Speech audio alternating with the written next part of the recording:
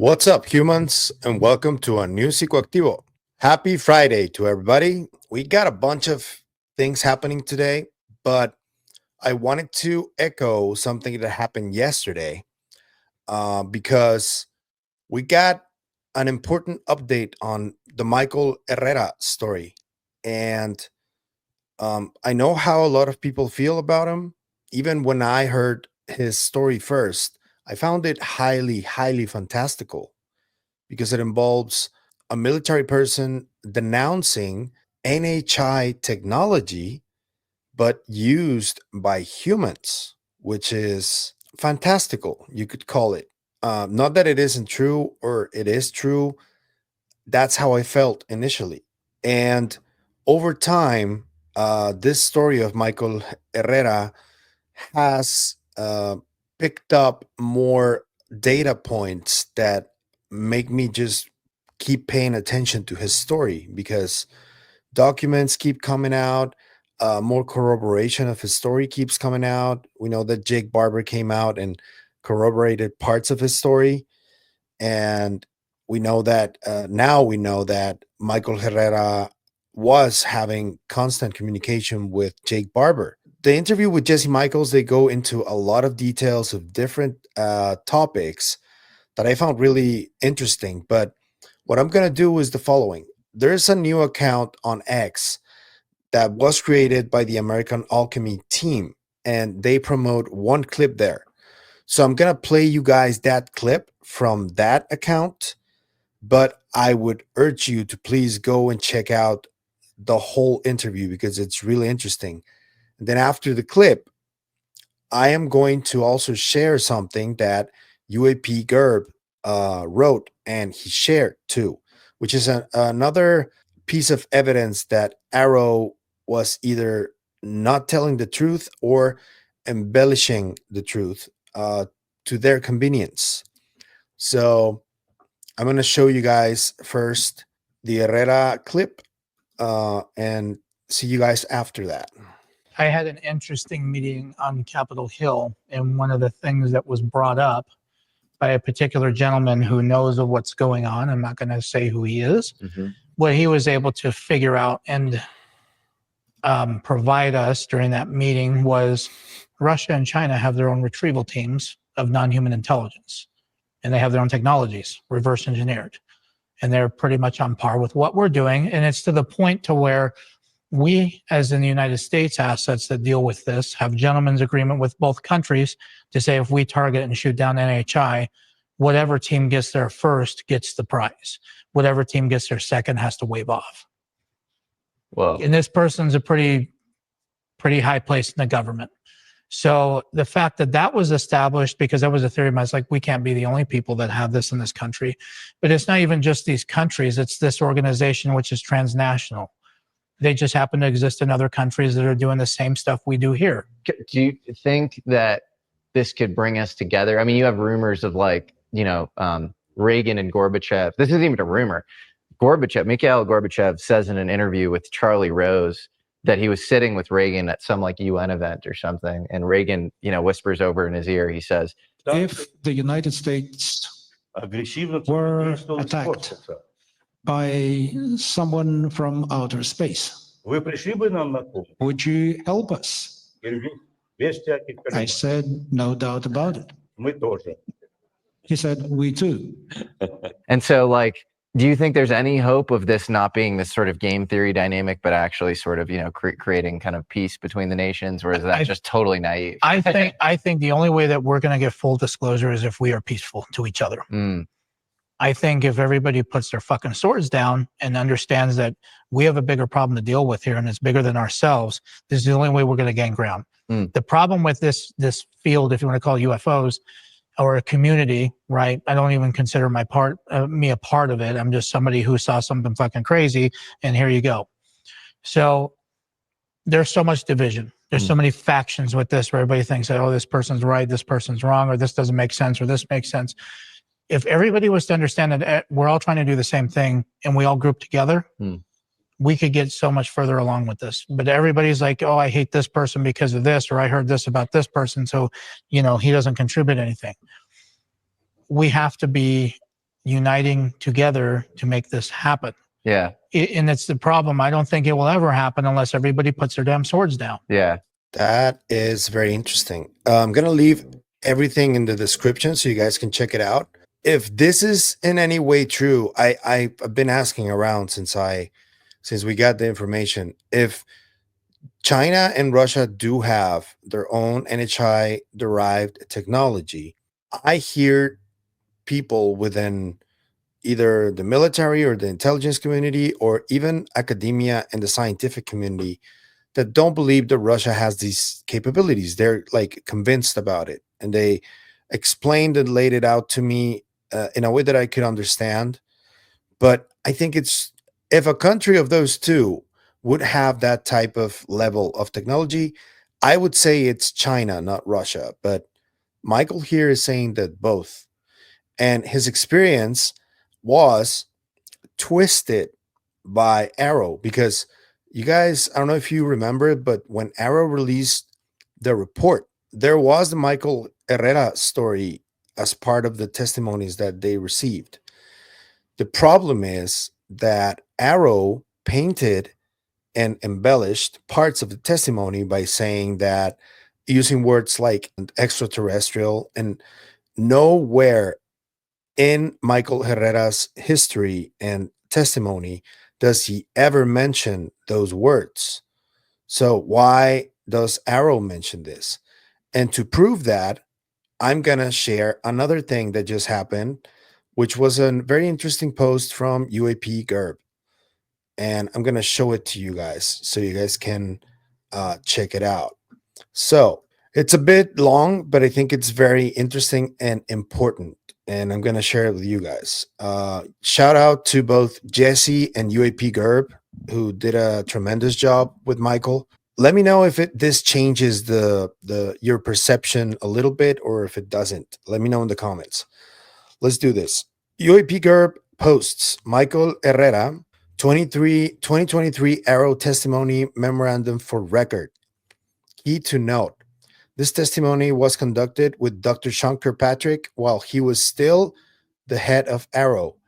His MFR directly contradicts AARO's Historical Report Volume 1, which covered Herrera's testimony under Section V or 5, Assessment of Interviewee Claims of USG Involvement in Hitting UAP Programs.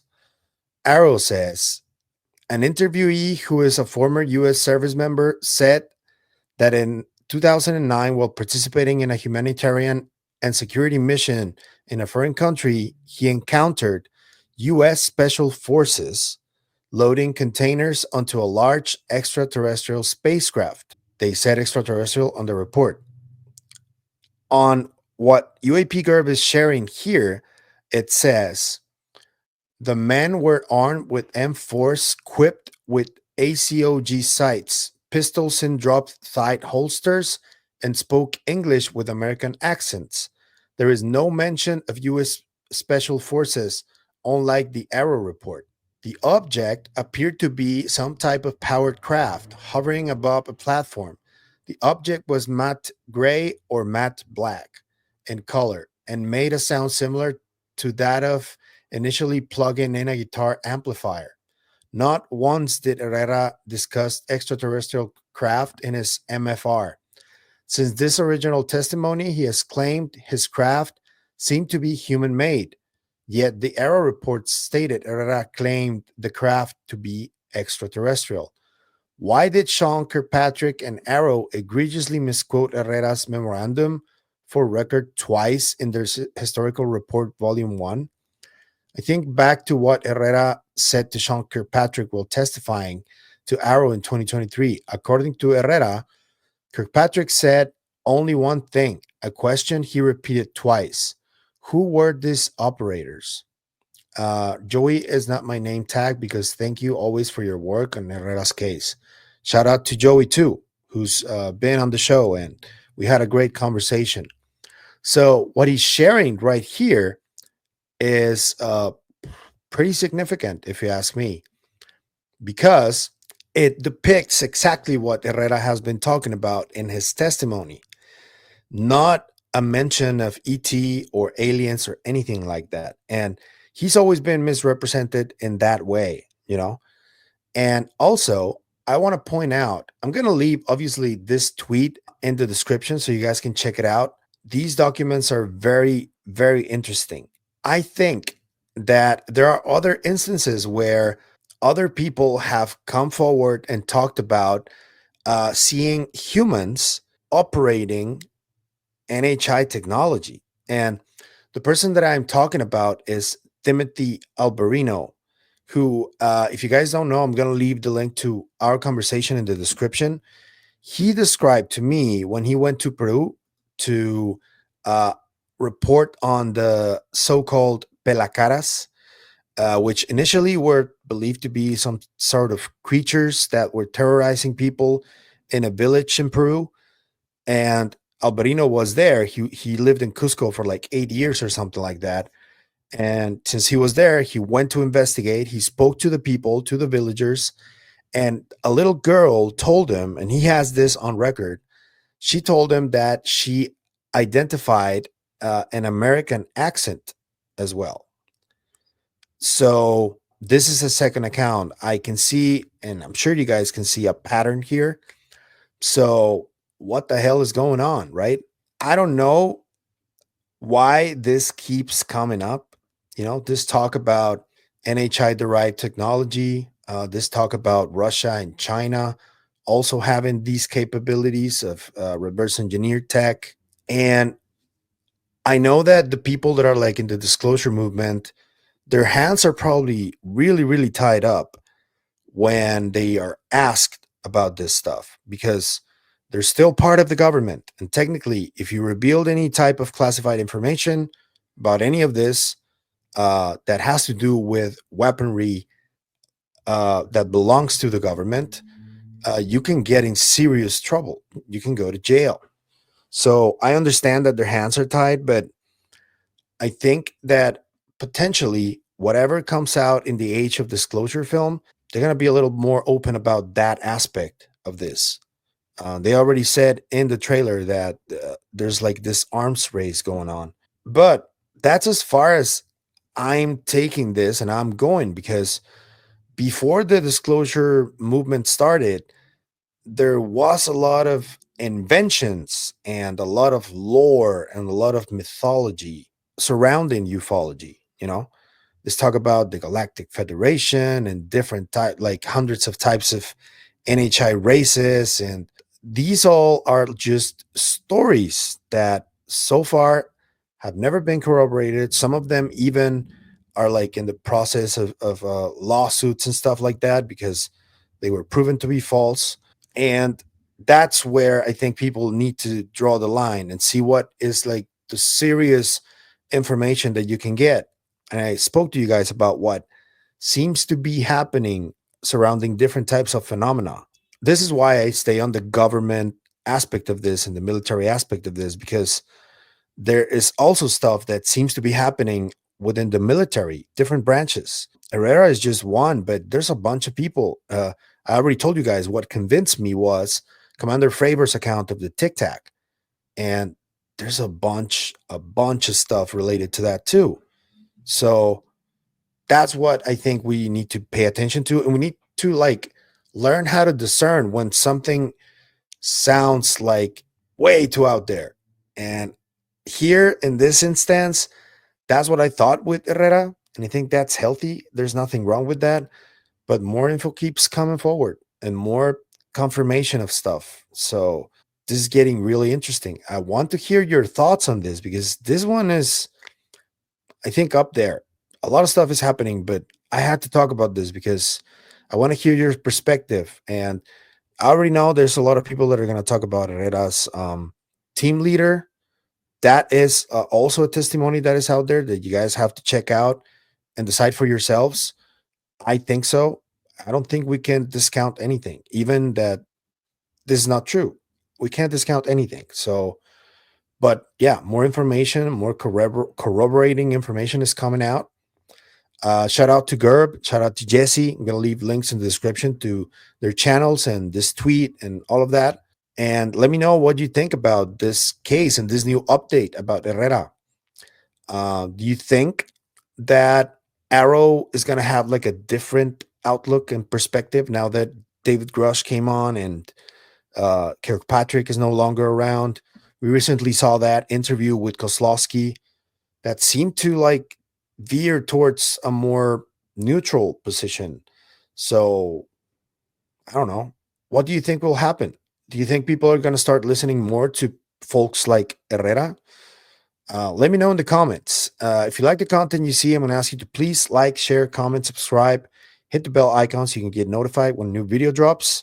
You can also become a member if you like, or you can check us out on the KGRA feeds everywhere.